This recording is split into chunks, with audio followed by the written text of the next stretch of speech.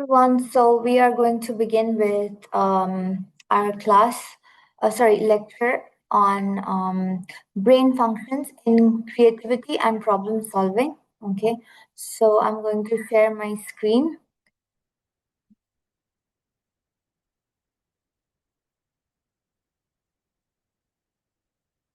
Okay, so I hope it is visible to everyone. Okay, so the lecture is titled Brain Functions in Creativity and Problem Solving, an in-depth analysis. Okay, and so let us begin. Creativity and problem solving are intertwined cognitive processes that rely on dynamic interactions across multiple brain networks and regions. Creativity often involves generating novel ideas, associating distant concepts, and divergent thinking, that is, producing multiple solutions for one particular problem. Problem solving emphasizes convergent thinking, narrowing down to the best solution, evaluation, and execution. Neuroscience reveals that these processes aren't confined to a single creative or problem solving brain area but emerge from the collaboration of networks typically working at odds with each other. Okay, so key players include the default mode network for idea generation, the executive control network for refinement, and supporting structures like the prefrontal cortex, hippocampus, and even the cerebellum. Below, I will break down all of this step by step, incorporating scientific diagrams for visual clarity before connecting all of these mechanisms to, you know, their depictions in literary work. So that is one particular thing we will do, and then later we will also look at Daniel Kahneman's thinking fast and slow, okay, which actually talks about problem solving very particularly. So we are going to look at those two aspects of creativity and problem solving. So first, let's look at core brain networks and their roles. At the heart of both creativity and problem solving are three primary brain networks identified through neuroimaging studies like MRI. Then you have a default mode network or DMN. Okay. The network activates during rest, mind wandering, daydreaming, and introspection. It includes regions like the medial prefrontal cortex, posterior cingulate cortex, and angular gyrus. Okay, so we are going to look at it in the diagram. In creativity, the default mode network facilitates spontaneous idea generation by drawing on memories and simulating future scenarios. For instance, when brainstorming novel uses for an object, a classic creativity test, for example, the default mode network lights up. Okay, first, pulling in loosely connected concepts from memory. Okay, so that's interesting to know. And here you have the diagram showing the different brain regions involved in problem solving. So you have the anterior cingulate cortex, okay, ACC, okay, which is this region which I am showing with my cursor, and then you have the supplementary motor area, okay, which is this particular region, okay, um, okay, where gray matter volume correlates with artistic creativity scores. Okay, so gray matter volume actually correlates with your artistic impulses, highlighting default mode network involvement in associative thinking. Okay, so that is interesting to know. Next, you have executive control network. Okay, which is, sorry, one sec. Yes.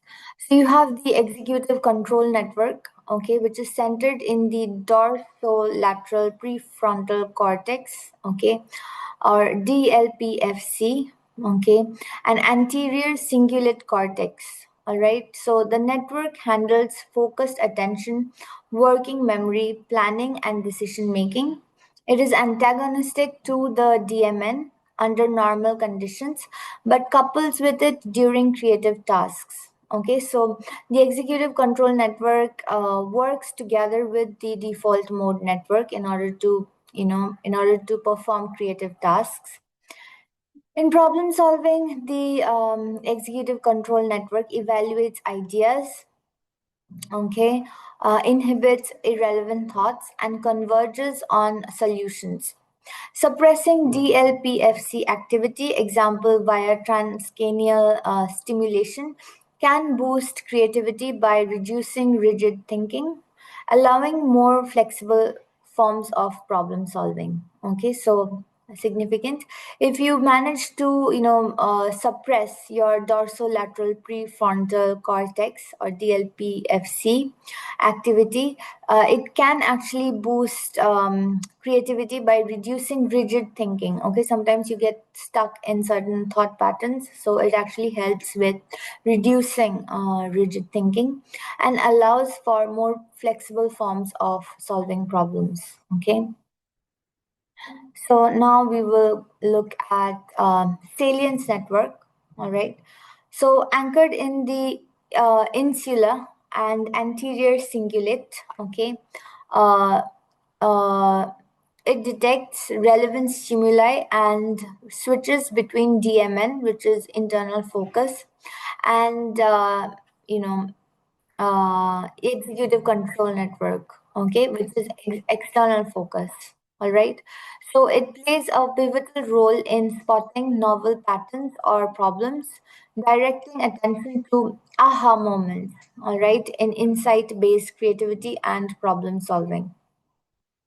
So the networks don't operate in isolation. Creativity emerges from their dynamic coupling. Like I said, both of them have to work together, default mode network and um, uh, executive control network. Okay. And then, for example, during a creative task, the default mode network generates raw ideas. Okay, the salience network flags promising ones, and the executive control network refines them. So problem solving follows a similar sequence but leans more on executive control network for logical deduction. Okay, so your executive control network is in charge of your logical deductive abilities. All right, so that is important to take note of. Okay, now we go further into the discussion. So let's look at the neural network architectures. So, the schematic of neural network architectures mimics brain connectivity, showing how recurrent and convolutional like processes in the brain enable associative and pattern recognizing aspects of creativity. Okay, so that is important to take note of. You have neural network architectures, you have the artificial neural network, okay, then you have the recurrent neural network, radial basis function networks, convolutional neural networks, and then you have the generative adversarial networks. All right, and convolutional like processes in the brain enable associative and pattern recognizing aspects of creativity. So in case you're not aware of what associative thinking is, you see, you eat something, okay, you eat maybe a cake. All right, this is actually present in Marcel Proust's remembrance of things past. So he eats a particular cake, a Madeleine cake, and that takes him back to his, youth day.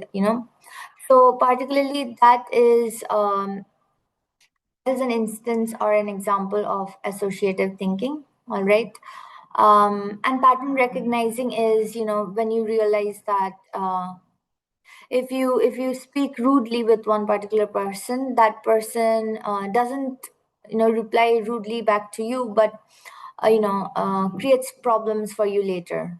All right, so then if it happens a couple of times, you're able to understand that it's a pattern, and so you try to kind of avoid that kind of pattern. Next, you have these particular images depicting correlations between gray matter regions, like the middle frontal gyrus, okay, which is the region, and I'm showing with the cursor, and scientific creativity, okay, underscoring PFC's role, prefrontal cortex's role in analytical problem solving. Okay, so it's important to take it into account. Hippocampus and temporal lobes are essential for memory retrieval and emotional processing. Creativity involves hippocampal activation to link distant memories. Okay, example, analogical thinking, while problem solving uses it for recalling past solutions. Temporal lobes aid in semantic associations, blending concepts innovatively. Okay, so it's important to take note of all of it. Then you have the cerebellum, which is located near your neck. Okay, so traditionally linked to motor control, it helps with movements and all of that. Recent findings show that it is active in creative problem solving. Okay, perhaps sequencing ideas or detecting novelty. Increased cerebellar activity correlates with divergent thinking. So again, very significant. If you have an increased amount of cerebellar activity, it results in a kind of divergent thinking. So next, we are going to look at basal ganglia and limbic system. So the basal ganglia handle habit breaking and reward driven novelty, while the amygdala or the limbic adds emotional motivation. Okay, and particularly when you exercise, you release dopamine, all right, which boosts motivation and reinforces the impulse to like keep working out. So that is a way in which basal ganglia and limbic system work with each other. Okay.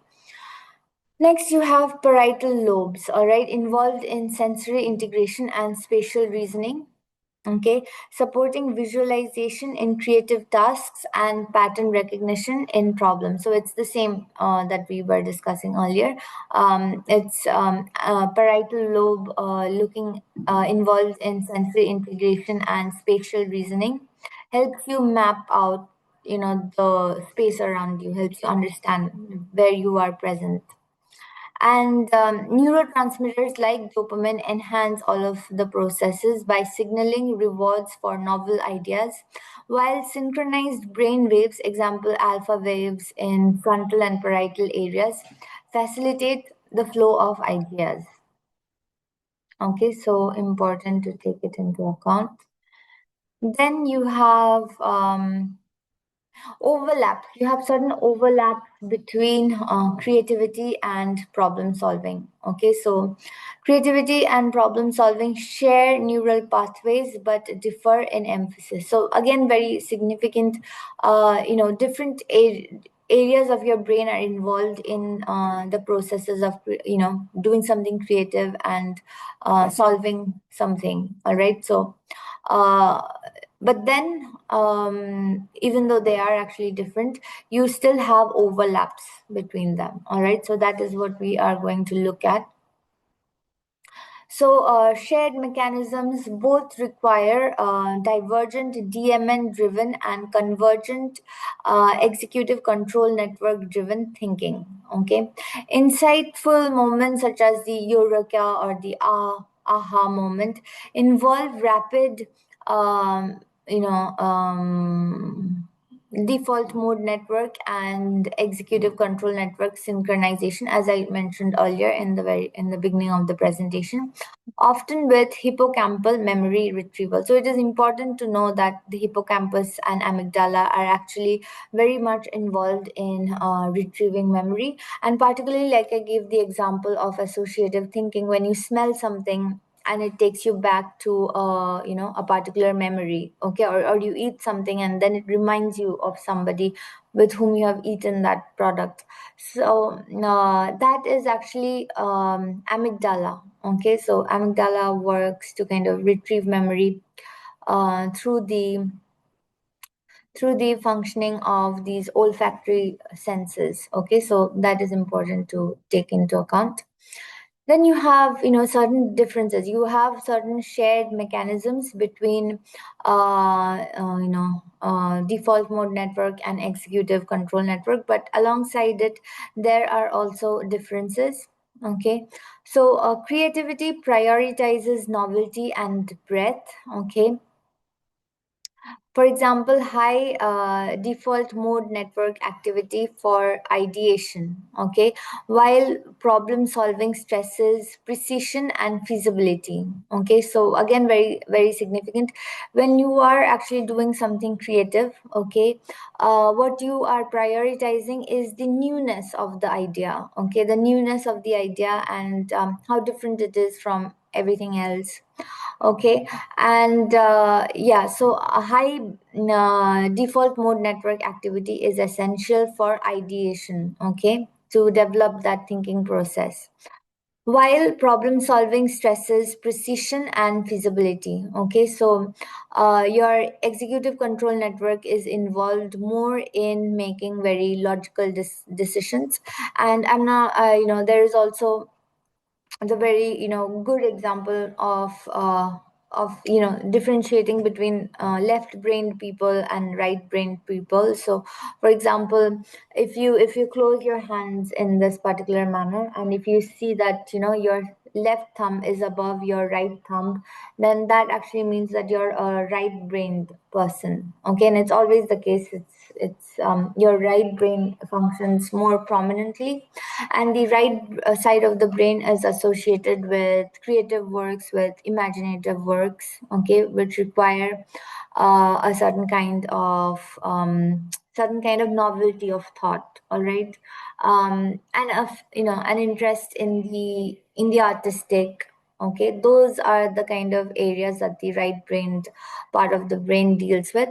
And then alongside it you have the left brain part of the brain, left side of the brain, which deals with logical and scientific reasoning. Okay, and it varies from individual to individual. So for me particularly, my left thumb is above my right thumb, but this is not universal for everyone. It will change from person to person. So it's important to know that particular example.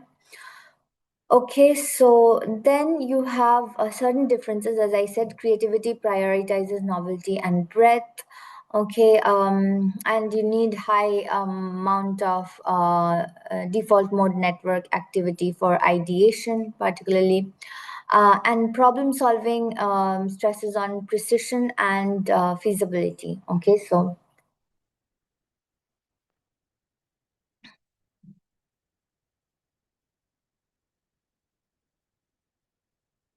right, so for example, artistic creativity correlates with reduced prefrontal cortex constraints for free association, whereas scientific problem solving boosts prefrontal cortex for logical integration. Okay, like I said, and if you remember, we were going over it previously.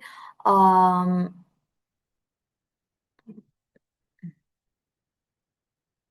okay. Um,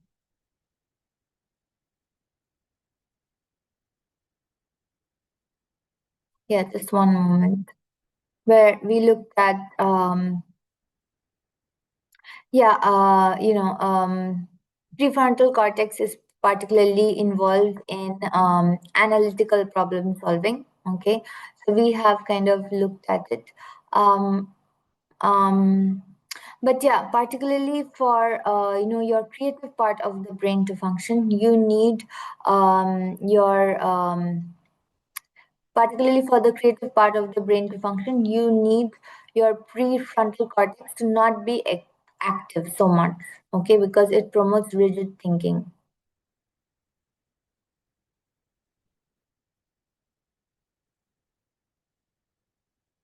Okay.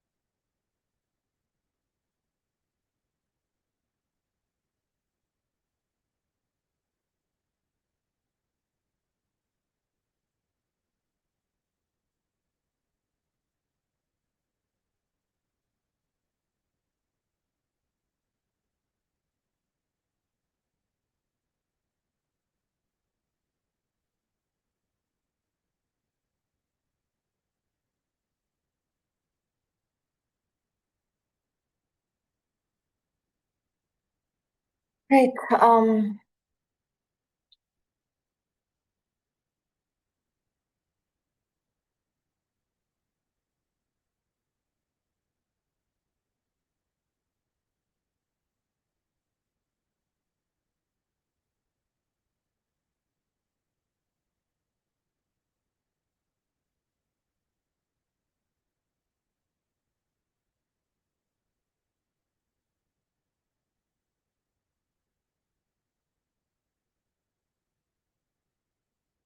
Okay. Right. Okay.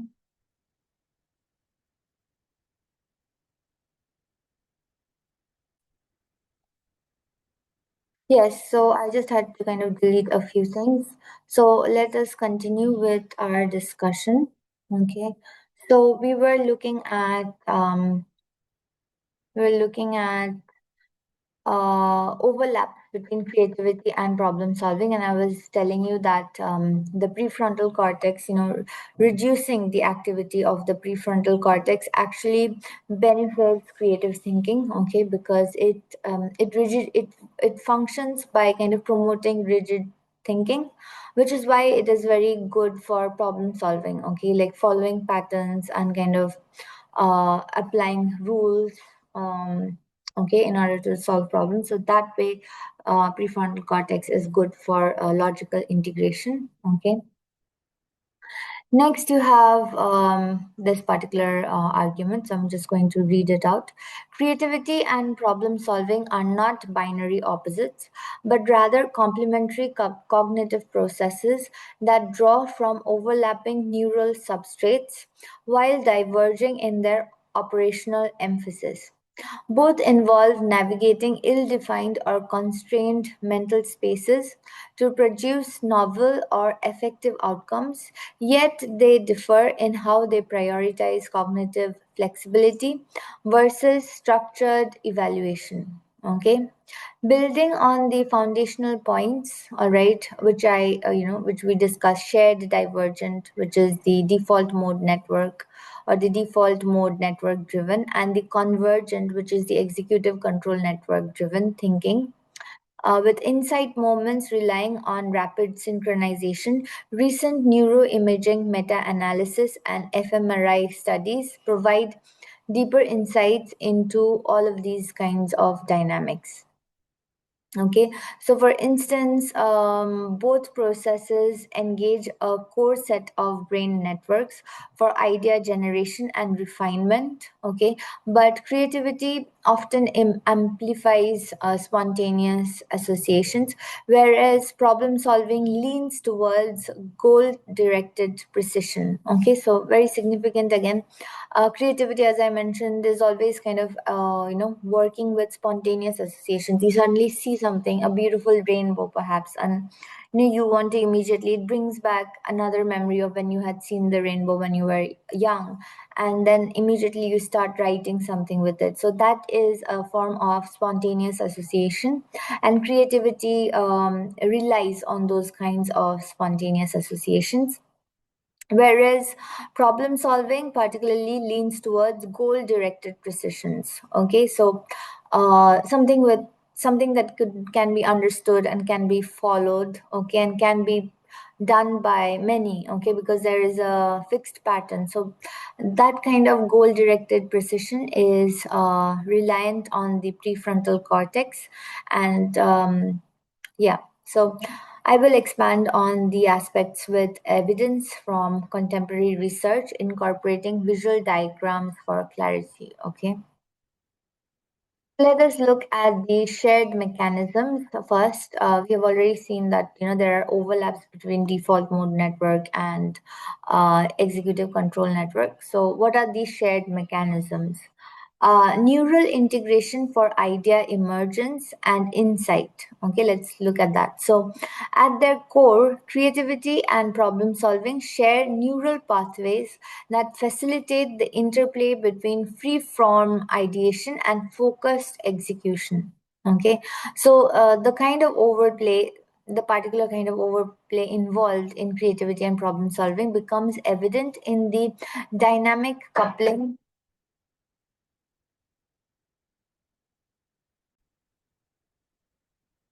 Okay, so we will continue. Okay. So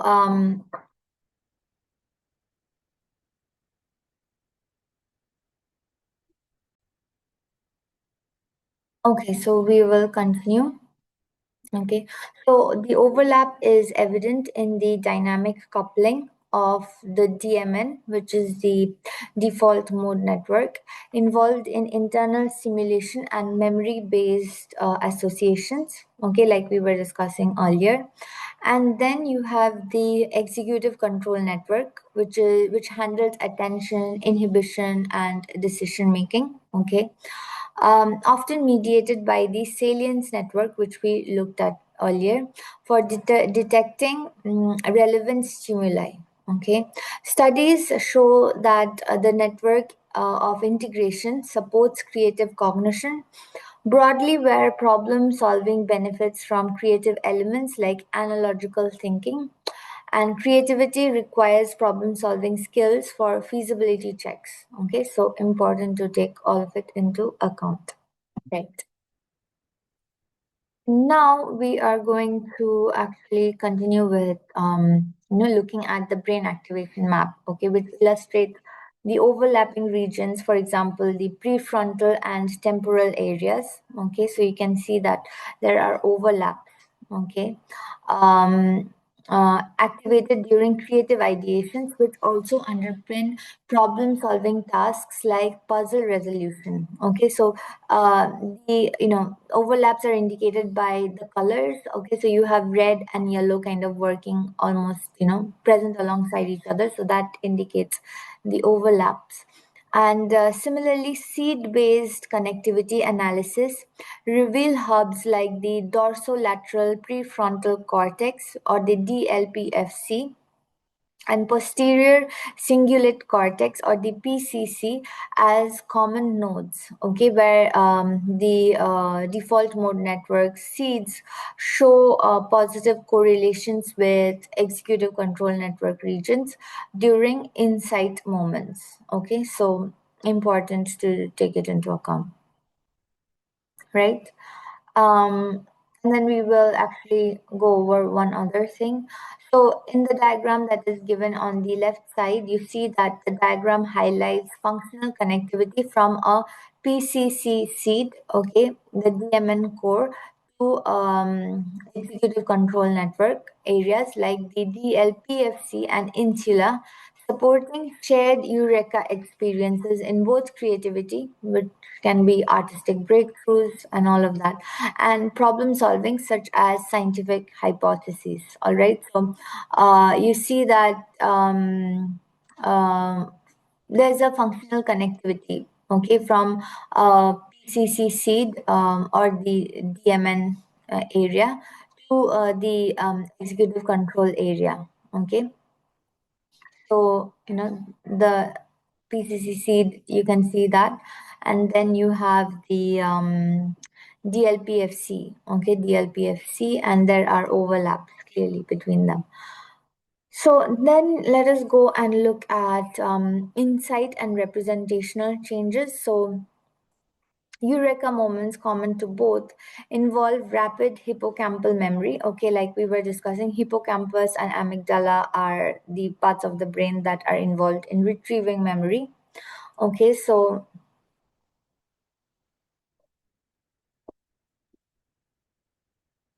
involve rapid hippocampal memory retrieval integrated with DMN ECN shifts. Okay, a 2024 BioRxiv preprint on creative problem solving using visual puzzles like Mooney images demonstrated that insight enhances representational changes, okay, in ventral occipitotemporal cortex alongside amygdala and hippocampal activation for emotional tagging and memory consolidation. Okay, so important to take that into account. Basically, what it means is that you have the moment of recognition common to both. You have moment of recognition happening when you're doing something creative, You have that happening when you're doing something logical involving reasoning and all of that. So both of there are clear overlaps. Okay. And then you find that rapid hippocampal memory retrieval is integrated into the overlaps between DMN and executive control network. So that is very important to highlight. Alongside and yeah, like I said, insight enhances representational change in ventral occipitotemporal cortex. So when you have a particular moment of insight, there are, a part of your brain, the brain activity changes into another form of brain activity. Okay. In ventral occipitotemporal cortex alongside amygdala and hippocampal activation for emotional tagging and memory consolidation. Okay, so important to take all of it into account. And then you have the RC, okay, which is the representational change. All right, RC is the representational change in ventral occipitotemporal cortex. Okay, so the RC reorganizes perceptual or conceptual elements, all right, underlies shared cognitive restructuring such as reinterpreting data in scientific problem solving or blending ideas in artistic creativity. The study also linked insight to efficient information integration across networks, predicting better subsequent memory for solutions. All right.